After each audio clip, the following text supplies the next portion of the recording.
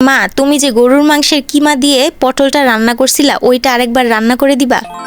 একবার আমার মা পটলের ভিতরে গরুর মাংসের স্টাফিং দিয়ে পটল ভাজা রান্না করছিল, আর আমরা দুই ভাই বোন করছিলাম কি, প্রত্যেকটা পটল থেকে গরুর মাংসের স্টাফিংটা বের করে খেয়ে ফেলছিলাম, আর পটলের খোলসটা ওইভাবেই সাজায় রেখে দিছিলাম।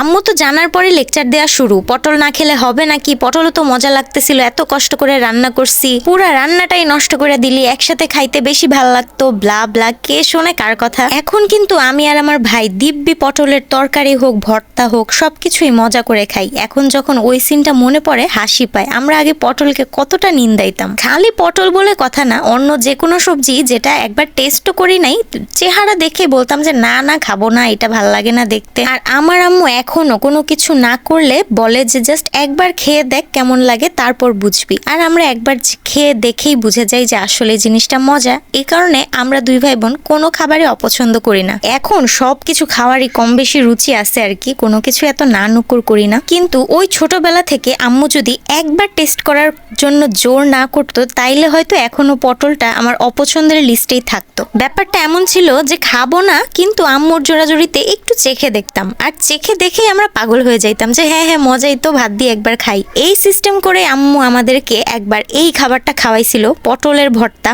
আসলে বাসায় সবাই কম বেশি পটলের এই ভর্তাটা পছন্দ করে, কারণ ভর্তাটা অনেক বেশি ফ্লেভারফুল আর হেলদিও। কালো জিরা দেওয়া হয়েছে, আর পটলটা তো আমাদের জন্য হেলদি আমরা সবাই জানি। অনেক ঝাল ঝাল করে বানায়, গরম ভাত দিয়ে খেতে অনেক বেশি ভালো লাগে। কালো জিরার ফ্লেভারটা আমার পার্সোনালি পছন্দ। আপনাদের পছন্দ কি? শুধু এই ভর্তা না, আরও একে একে অনেক পটলের রেসিপির প্রেমে পড়ে গেছিলাম আম্মুর এই টেকনিক খাটায় খাওয়ানোর জন্য। তারপর আমরা নিজেই আম্মুকে রিকোয়েস্ট করতেছিলাম যে মা, তুমি যে গরুর মাংসের কিমা দিয়ে পটলটা রান্না করছিলা ওইটা আরেকবার রান্না করে দিবা। কিন্তু আম্মু এরপর থেকে আর ওই রেসিপি ট্রাই করে নাই। আম্মুর ভয় লেগে গেছিল যে আমরা যদি আবার ওই রকম ফাইজলামি করি। এই পটলের ভর্তাটা ওই রেসিপির চাইতেও অনেক বেশি মজা, বিশ্বাস করেন।